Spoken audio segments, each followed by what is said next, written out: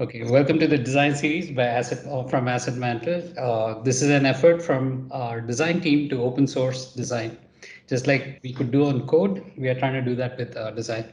So we are going to talk about the process of getting to the end products, and talk about our journeys, our challenges, and so on, and expose it uh, to the world so that we get feedback, we get a deeper understanding of the challenges that led us to the actual decisions, because it's not somebody's opinion or thing at the end of the day, just their take on things at the end of the day. It's a lot of consideration, a lot of collaboration, and we want to explain that process here. Anyway, so there's this thing thinking that design uh, is very subjective, but that's not the case. I think the value of design is in the way it actually handles a lot of the challenges that are there in businesses. It's not artistic expression. It's about the number of problems and that are able to be solved with one solution, and the value increases with the longevity of the design itself.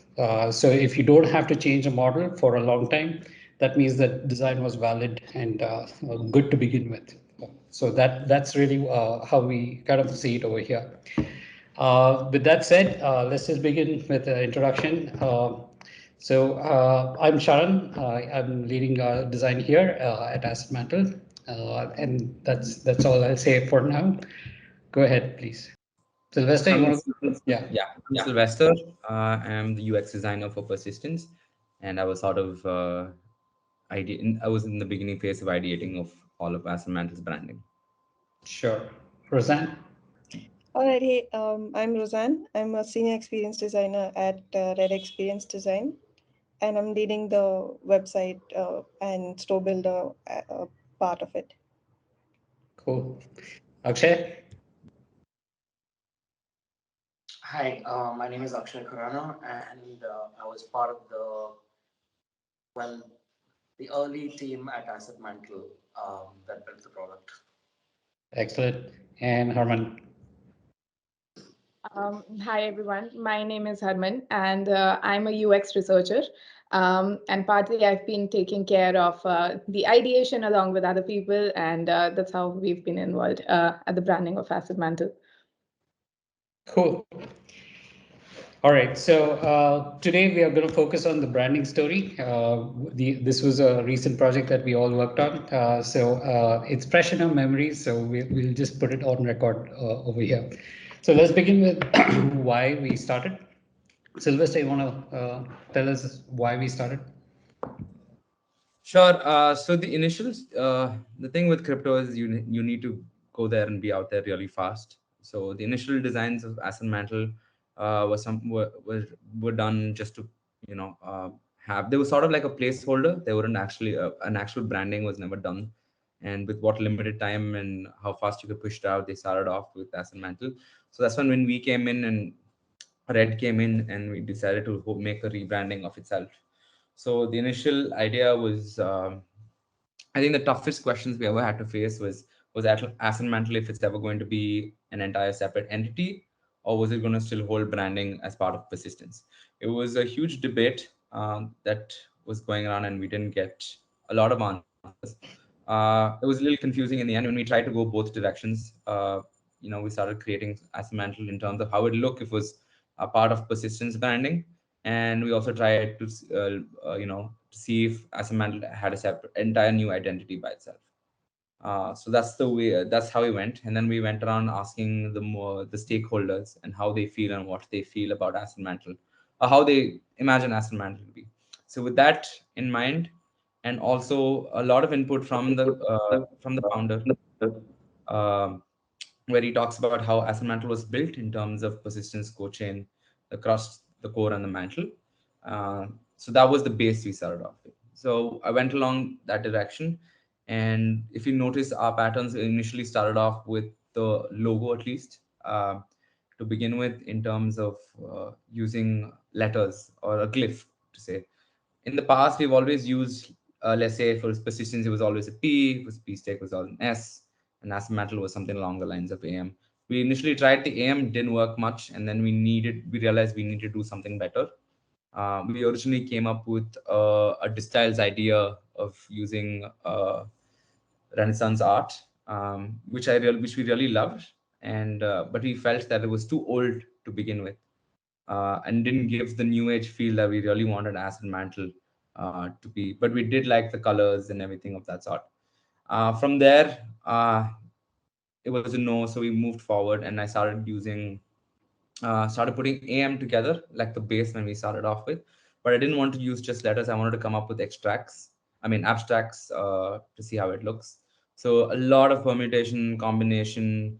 We've tried every single style that didn't work, but eventually it came down to this particular style, which was half across A and M, but A was cut off and was leaning towards M.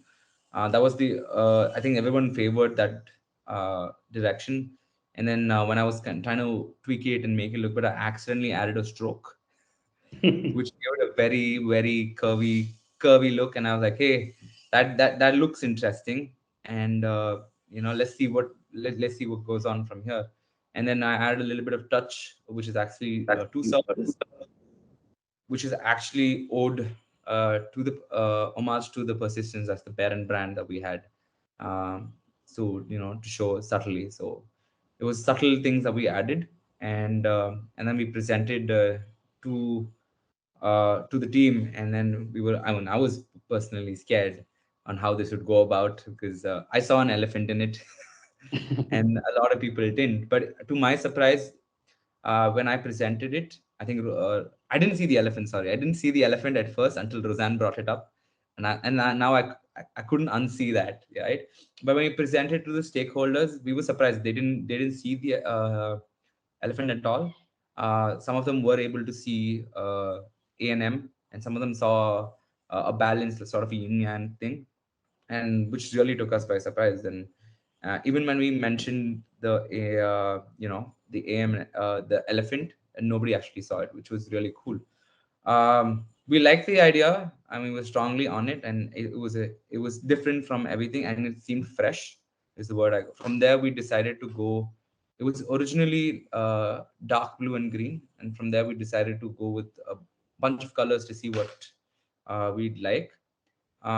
We narrowed it down to two colors, and which was yellow and black, and any other offsets of those, which I think felt resonated with the team very well. And we decided to stick with the original brand colors that we were using, and maybe take the shade up on down a notch. And that's when we arrived at Asset Mantle, or the logo. Yeah, there's a bit of a story here. I think a lot of times people think that branding is a very deliberate effort to convey a certain meaning and so on. But in this particular instance, we will gladly admit that there was an accidental stroke that was applied, which actually led to the end product. And I think that's worth highlighting.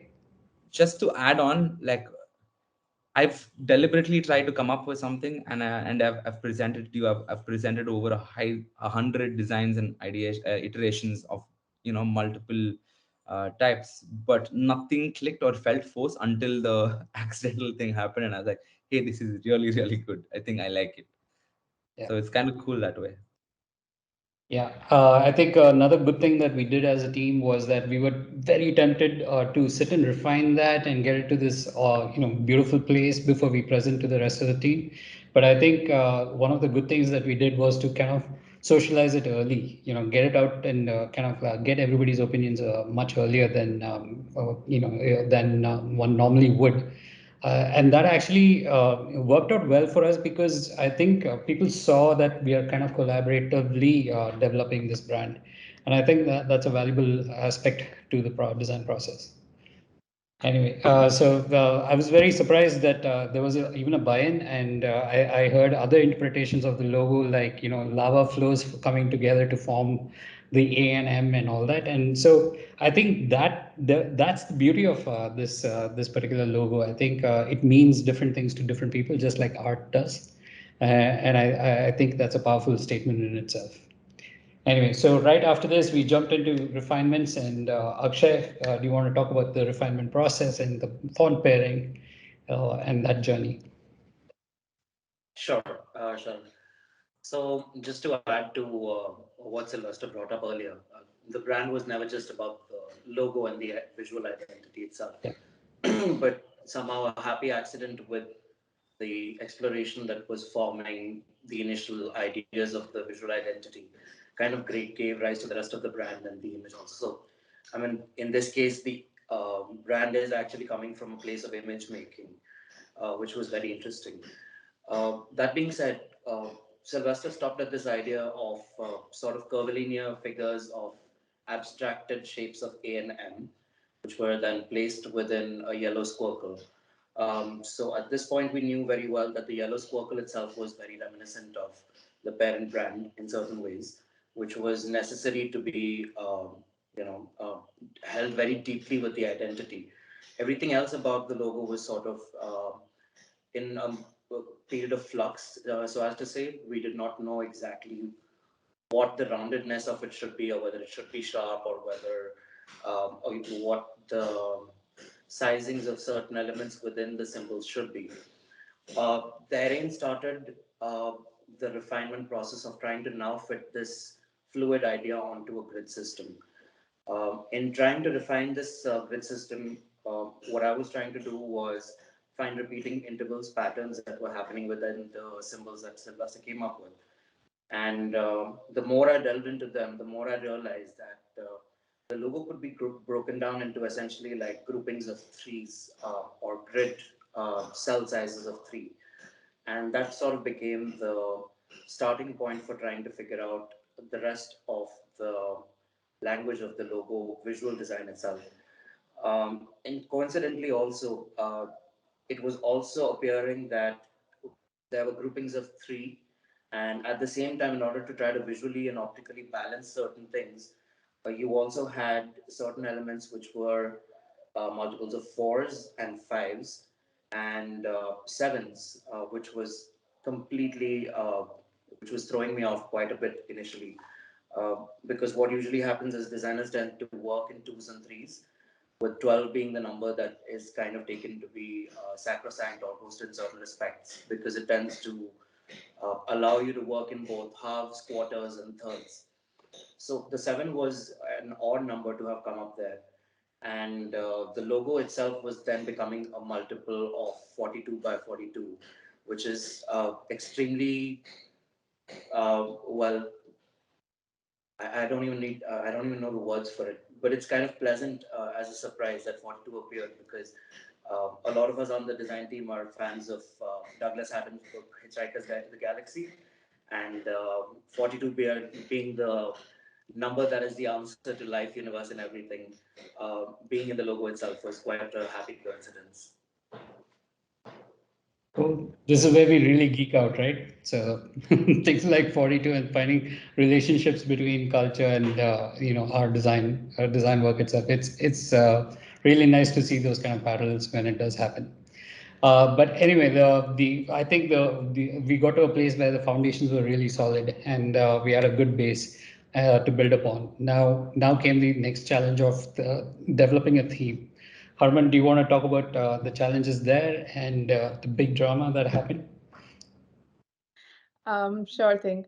So I'll just pull you back a little. So when Sylvester was actually brainstorming the initial ideation and the discovery phase, so he found out like persistence as an umbrella was divided into like layers of earth, kind of tiers, which was like having core, mantle, and crust. So, like, of course, the technical part of it or the management part of it was coming from operational freedom and emphasizing a balance of autonomy and control in the internal ecosystem.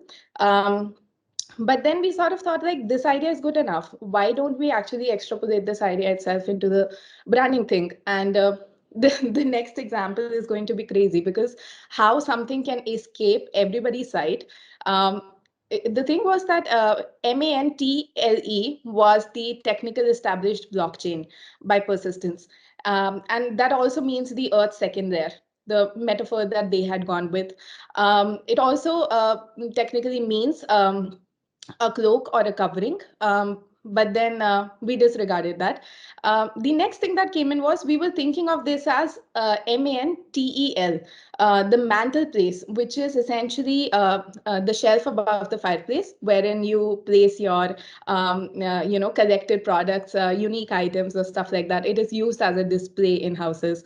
So it escaped all of us that mantle and mantel are different, and there was a big spelling confusion related to this. So ultimately, we had to find out a theme which sort of corresponded with the already established blockchain, which was mantle. Now we started looking for the meanings and the synonyms and the metaphors here that could have sort of set it right for us, because the technical debt that we would have to pay to change the blockchain would be too huge.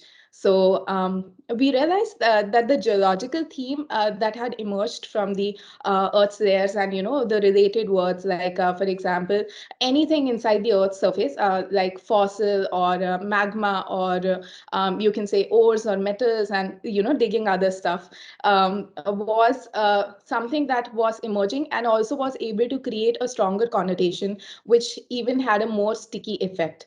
So we actually plan on going with that cohesive narrative.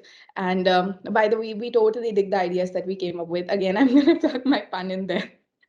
Yeah, so the new concept that fit really well with this was the period of the Cambrian explosion. So this was the time around which, like, most of the organisms had come into play during the evolution time. Most of the organisms that, or the animals or plants that draw breath today, came into existence during that period. And we really felt like the story was lending itself further with this idea.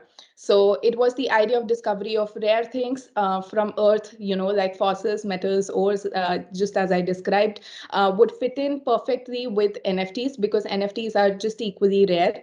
And as it is in the name, it is non-fungible and it is unique.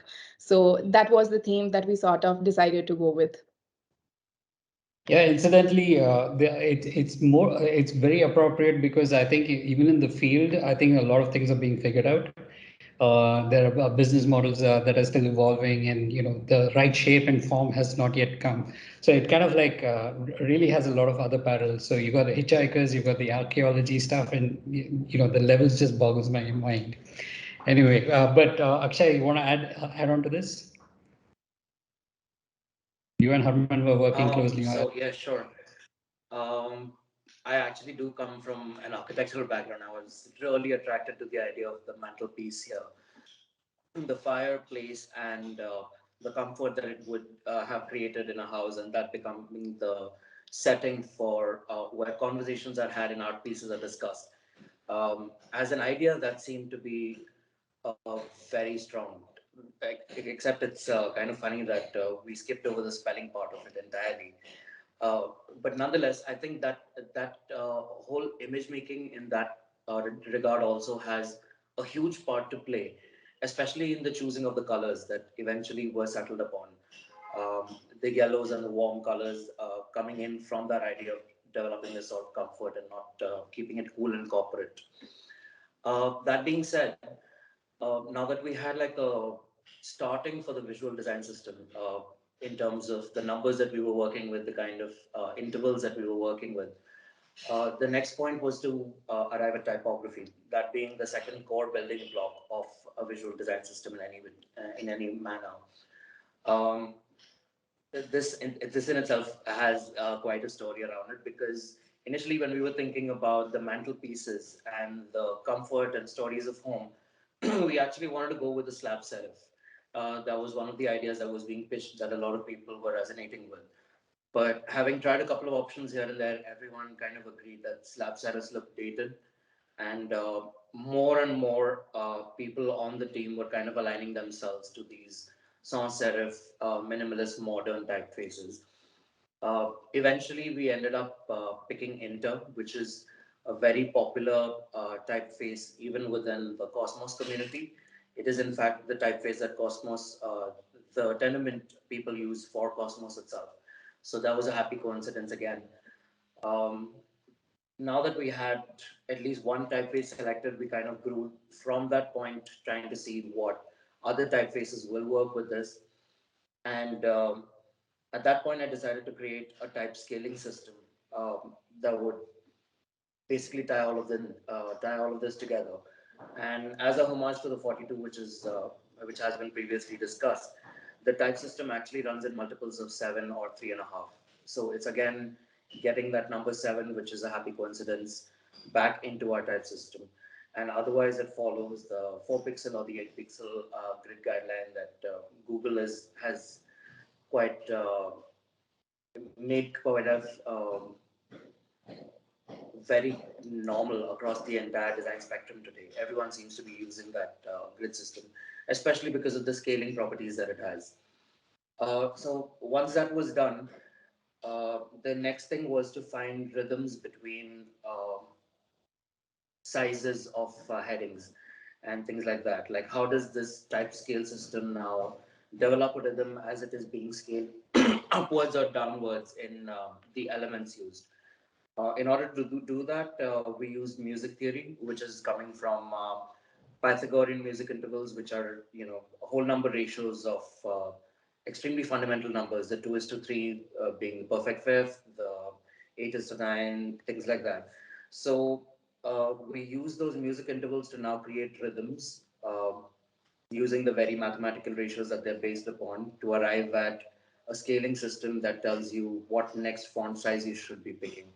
And similarly, pick line spacing uh, and then round it down to the nearest 4 pixel number.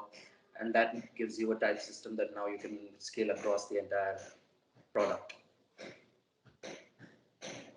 Cool. Thanks. So we had a good foundation laid, a thematic, a good theme in place. Now we needed to work out the extensibility of it. The first place where this came was the naming of the various products that were going to come.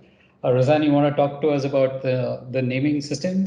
So the first place that we had to apply the new thinking of everything that was just spoken about was in the naming of our different products. The first product is the store builder, which is equivalent to Shopify, in which the users can create customized stores for themselves, in which they'll use those stores to sell their own NFTs. And the other product is the marketplace, which is again very simply similar to an e-commerce platform, but where all of the NFTs are being sold.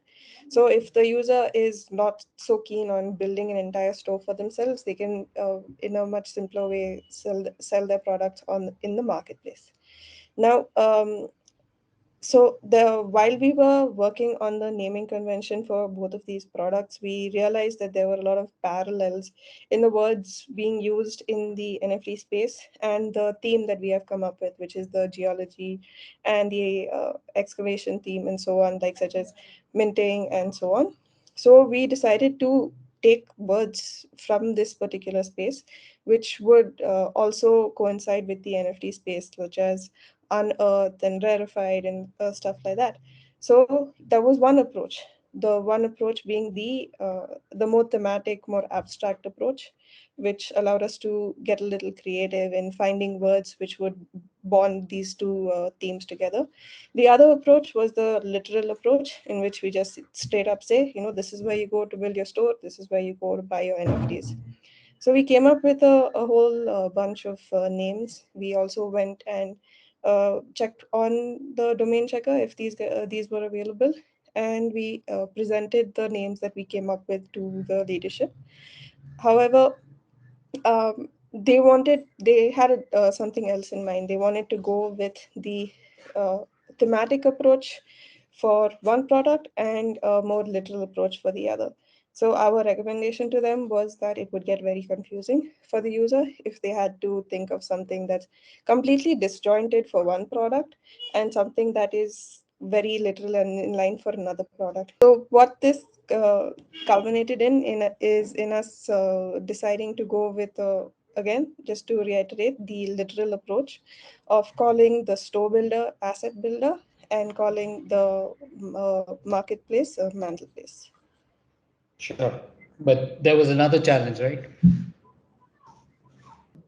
Harman, you want to go? Sure. Next challenge. Yeah. Yeah. So the naming convention was very much in place. But the problem again, when we were doing the domain availability and all, the assetbuilder.com domain was taken. So we wanted to cover all the domains out there, .one, .com and everything, just so like because we will be doing a lot of SEO optimization and all. So again, there was a practical hiccup that hit us and we decided to go around it. So then the finally it was brought upon Mantle Builder and Mantle Place. Great. That So that's correct. yeah, so we had the uniqueness aspect covered. We had the thematic aspect covered. Now we also had the SEO aspect covered. I just want to reiterate how many things needed to be balanced on this Jenga blocks structure, right? Anyway, so coming back to the conclusion, Sylvester, what are your thoughts right now? Now that you got the whole thing started, now you're seeing the whole thing developed. What's your take No, on this? in the beginning, it was like, okay, so this is a small problem to deal with, but as you dive deeper into it, it got so much bigger, so much. The possibilities were endless, and there were times when you're trying to please everyone, which was the hardest task, and somewhere down the line I realized, okay, so I was originally trying to build a story to it, which became harder and harder as I was trying to come out with product. And like you said earlier, trying to perfect it was a very bad idea. We just kept going in loops over and over again. But that's when we came up with a crude product and let the team and the community and the stakeholders pitch in, and we built it into something which is clearly outgrown me in so many different ways. And I look back and I was like, wow, this is crazy, like how much it's been built or elaborated from what it was, which is crazy. And I didn't think we'd be this far. And for a lot of people just look at the logo, okay. But the thought process and the battles we had to fight, oh, the sleepless nights, don't Yeah. even get me started. It is crazy. Yeah. No, I think the success of this design is actually, in to explain it in architectural terms, like Akshay would. I think the height to which you can build this building is actually depends on the depth to which you lay the foundations, right? And the fact that there's this depth of a story, there are various ways in which this thing can expand. Like Harman was talking about, you can go the mineral route, you can go the fossil route, and there are lots of things that lots of directions you can build upon on this thing. I think the trouble is where design systems or design teams try to control everything and make sure that this it goes a certain way. I think that's a fool's errand, because you can't do it. There are several stakeholders that will take this forward in their own way. So the only thing that we can actually do is to communicate our thinking, our what the right foundations were, so that they can pick it up and carry it on their own and still be in line with the theme. I think this team has done a fantastic job in setting that foundation, and I think we're going to go about communicating this internally throughout the company. Yeah, so I wanted to add one thing. Like my mentor always used to say that we designers or we artistic people, we thrive in chaos. So in order for us to converge at one point, we need to diverge first, and like that divergent thinking is going to help. So like we should not be scared to go all out and like think of it from every possible angle and not be scared of all the possibilities that are out there, because in the end, it is all going to come together. And yeah. It's always surprising when that happens, isn't it? It Yeah. is. It is. Yeah. There's just one thing that I wanted to add, which I feel like is worth mentioning. So, as Sylvester mentioned earlier, he went through like 20 different iterations, which is not even an exaggeration. There is literally a bank of 20 different iterations. And the thing is, the final project, it's not like we went through that many iterations because the results were poor. They were all very, very strong. We just, for some reason, couldn't land on a decision. And the final product that we eventually chose to put out there was something from one of the previous iterations. It wasn't the last design that we came up with. So we were like just going back and forth, and we ended up choosing something from 3 iterations before the last iteration, which I think is pretty interesting. No, Another thing I would like to add as well. So initially, when I was coming up with these ideas and thing, it got overwhelming, and I was hell bent on getting that right one, which I didn't know what it was. So it was very chaotic that way. That's where I came to you, Sharon, for direction, and you told me just stick to one, and we'll flush it out from there. We'll go back and forth.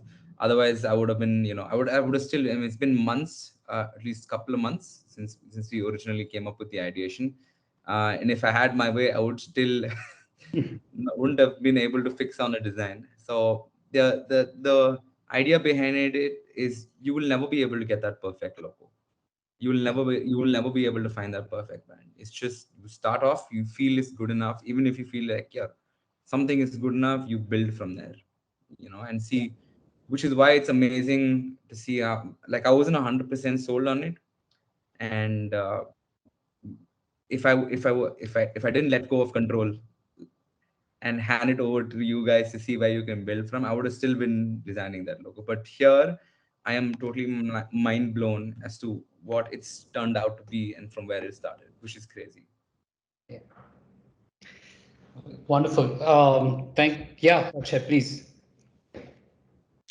Just to wrap up my thoughts here too. Um, it's actually worth telling that none of this was happening in a silo.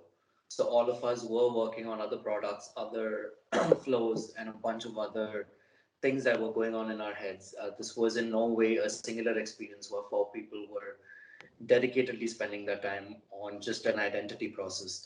So that being said, this whole double diamond approach of first having divergent thinking, then convergent thinking, then divergent thinking again, then converging back, is a sort of UX process that is deployed widely and it is recognized by a lot of people as being the correct one.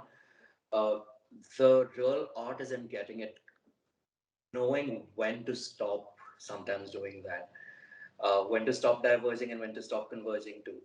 So thankfully to Sharan and some of the people who were sitting outside of the space a little, having a bird's eye view and letting us know when things were getting too far. I think that's a very important person to have on a team. And just to continue this whole metaphor of Sharon talked about how the building can get as high as the foundations go low. There is another metaphor which came to my mind, which I thought was very revealing. This is like a forest, pretty much, where we were trying to grow this one tree that was constantly being cut down. But the more they cut it down, the more the roots kept on spreading. So right now it's a little sapling, but we know that the roots are very much in place. Nicely said. Nicely said. I think we should end on that particular note. I honestly believe this is an extremely collaborative process. Design is not something that happens in itself. So I think the lesson I have to convey is that open up your design, talk to others, bring them into the process. I think there's a lot to be gained from that. Whether you're talking to other designers or even other people within the company, I think it's very valuable. So on that note, I hope everybody likes what we've done and put out with the brand. And we'd love to hear from everybody. So please write to design at assetmantle.one because we have a new domain now. Please write to us. We'd love to hear from everybody. And that's it. Stay tuned for the next video. Thank you.